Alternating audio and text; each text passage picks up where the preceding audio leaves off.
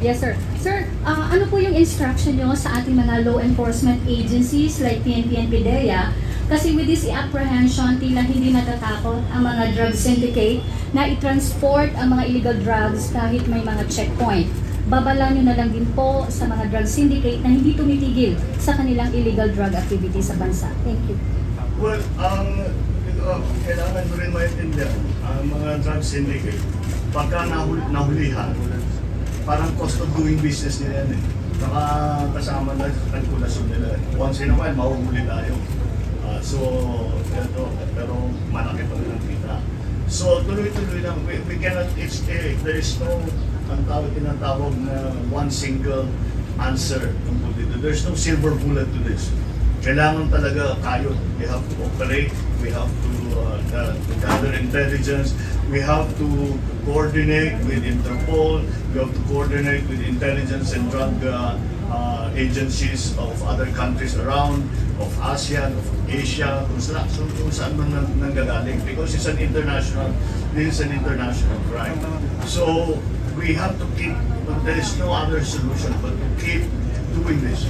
Na kung pasok sila ng pasok hanggang it is not parang magawa, napakahirap magpasok ng drugs na sa Pilipinas, huwag na natin gawin, padali natin sa ibang lugar. That is the situation that we are hoping to achieve. Pero the only way to get that is to continue to prosecute the drug war and but well within the law, so that the cases can be filed, and the syndicates can be identified, the guilty parties can be arrested and eventually imprisoned. And that is the point of this. That's the only way to approach. Pahirapan talaga. Tingnan ninyo, tayo nasa Pilipinas, tingnan ninyo ang problema.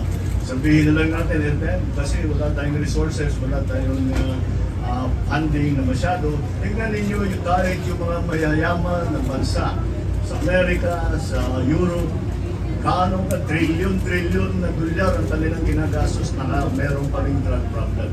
Kaya tayo, ganun din, wala tayong mga ibang pwedeng gawin kung hindi. Sige lang ng sige, just keep going.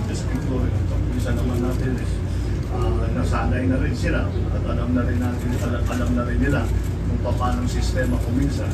Kaya ino-operate, kasi we just keep operating and keep gathering intelligence, and that's the key to bringing down the activities of the drug syndicates sa Pilipinas. Babalan nyo, sir, sa mga drug syndicate? Ano? Yung babalan nyo po sa mga drug syndicate na hindi tumitigil sa kanilang ano? Hindi ako bahala kayo sa ginagawa niyo.